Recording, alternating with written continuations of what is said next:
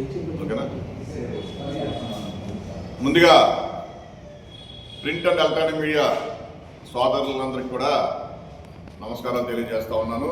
నా పేరు పంపన రామకృష్ణ, ఆంధ్రప్రదేశ్ చేనేత భావ సమాఖ్య కన్వీనర్ని, అలాగే ఆంధ్రప్రదేశ్ బీసీ సంక్షేమ సంఘం అధికార ప్రతినిధి. ఈరోజు మీ ముందుకి రావడానికి ముఖ్య ఉద్దేశం, రాష్ట్రంలో మరి ఈరోజు రాష్ట్రం మరియు దేశవ్యాప్తంగా రైతాంగం తర్వాత అతిపెద్ద పరిశ్రమ చేనేత పరిశ్రమ. అటువంటి చేనేత పరిశ్రమ ఈరోజు ఈ రాష్ట్రంలో చాలా ఇబ్బందికర వాతావరణంలో ఉంది. ఎందుకయ్యా అంటే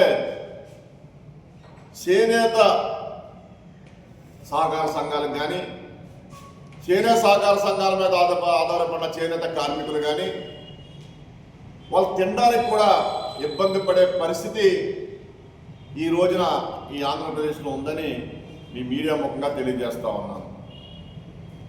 ముఖ్యంగా ఈ రాష్ట్రంలో ఏ ప్రభుత్వాలు మారినా చేనేత స్థితిగతులు అయితే మట్టికి మారవటం లేదనే చెప్పుకోవాలి. చేనేతల్ని ఒక ఓట్ బ్యాంక్గానే చూస్తున్నారు తప్ప చేనేత పరిశ్రమని పట్టించుకునే దాఖలాలు అయితే మరి ఈ ఆంధ్రప్రదేశ్లో లేదనే చెప్పుకోవాలి. అంటే ఎంత దుస్థితిలో ఉన్నామంటే ఈ ఆంధ్రప్రదేశ్ చూస్తే మరి రైతాంగానికి వేల కోట్ల రూపాయలు మీరు మరి బడ్జెట్లో పెడతారు, వాళ్ళకి తాయిలాలు ఇస్తారు. చేనేత వచ్చేటప్పటికి కనీసం వాళ్ళ బతకడానికి కూడా పని కల్పించే విధంగా కూడా ఈవేళ లేదంటే సిగ్గుపడే పరిస్థితిని ఈ చేనేత సహకార సంఘాల ద్వారా మేము తెలియజేస్తా ఉన్నాం.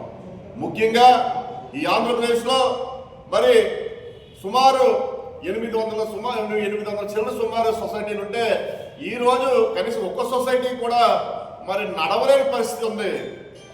అంతేకాదు ఈ జిల్లా చూసుకుంటే 48 సొసైటీలు ఉంటే మరి రేపో మాపో తాళాలు వేసుకునే పరిస్థితి కూడా సొసైటీలకి పరిస్థితి ఉంది. ఎందుకయ్యా అంటే చేనేతలు సొసైటీలో తయారైన బట్ట ఆప్కోకి కొనుగోలు చేసి ఆప్కోలో బకాయిలు ఉండిపోయి సరైన టైంలో మరి చేనేత సహకార సంఘాలకి డబ్బులు రిలీజ్ చేయకపోవడం వలన వడ్డీల రూపంలో అప్పుల ఊబిలో కూరుకుపోయిన సొసైటీలు అనేక సొసైటీలు ఉన్నాయని ఈ మీడియా ద్వారా తెలియజేస్తా ఉన్నాం.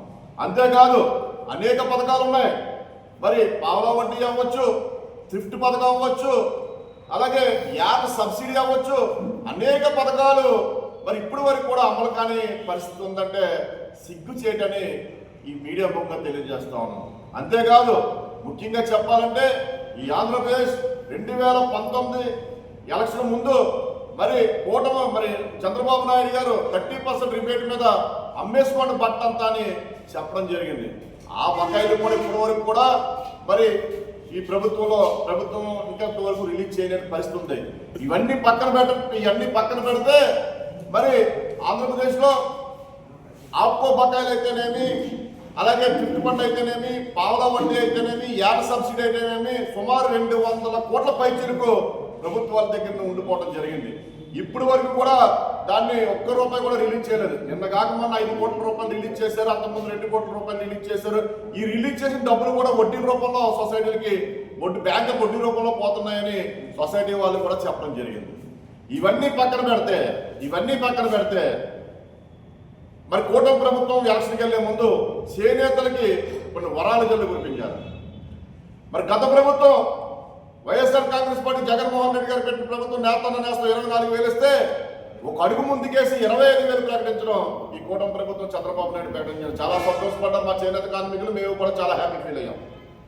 అలాగే 200 యూనిట్లు, మగ్గానికి 200 యూనిట్లు, అలాగే పౌర్ణమికి 500 యూనిట్లు ఆ జీవోలు విడుదల చేశారు తప్ప ఇప్పటి వరకు కూడా దాఖలాలు లేవు. ఇచ్చిన దాఖలాలు చేనేత కార్మికులకి ఈవేళ పండగ వస్తూ ఉంది. ఇప్పటికి 20 నెలలు సుమారు అవుతా ఉంది కూటమి ప్రభుత్వం. మీరు ఇచ్చిన హామీలు మీరు నెరవేర్చుకోవాల్సిన బాధ్యత మీ మీద ఉందా లేదా అని ఈ మీడియా ముఖంగా తెలియజేస్తా ఉన్నాను.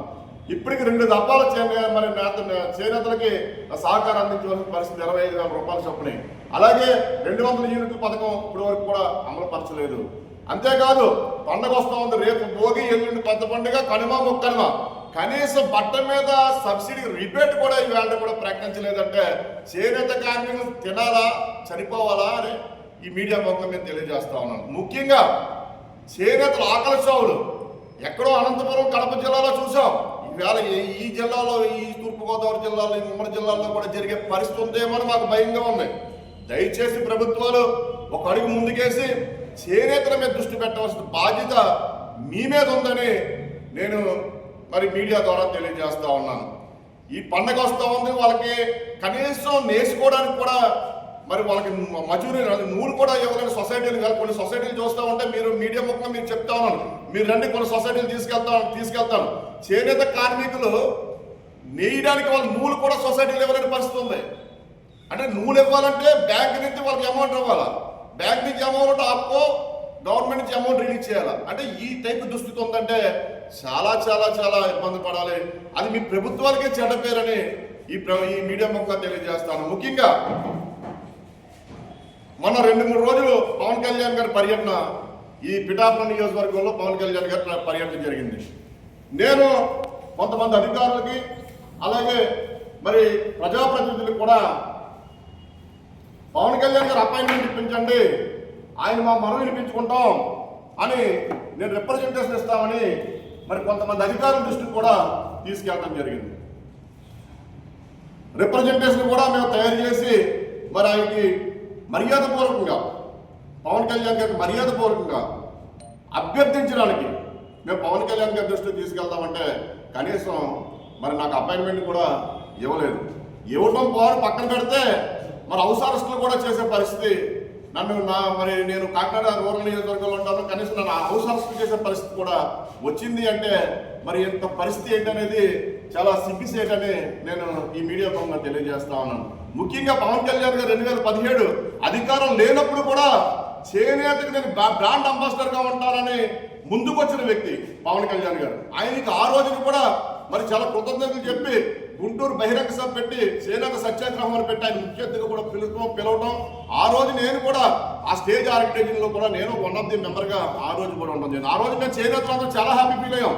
ఒక అడ్వర్టైజ్మెంట్ ఇవ్వాలంటే కోట్లాది రూపాయలు తీసుకుని అడ్వర్టైజ్మెంట్ సినీ ప్రముఖులు, కానీ నేను ఉంటాను చేనేత మీద మక్కువతో, చేనేత పరిశ్రమ మక్కువతో, చేనేత బట్ట మీద మక్కువతో నేను మరి బ్రాండ్ అంబాసిడర్గా ఉంటానంటే మేము చేనేతలందరూ కూడా చాలా హ్యాపీ ఫీల్ అయ్యాం.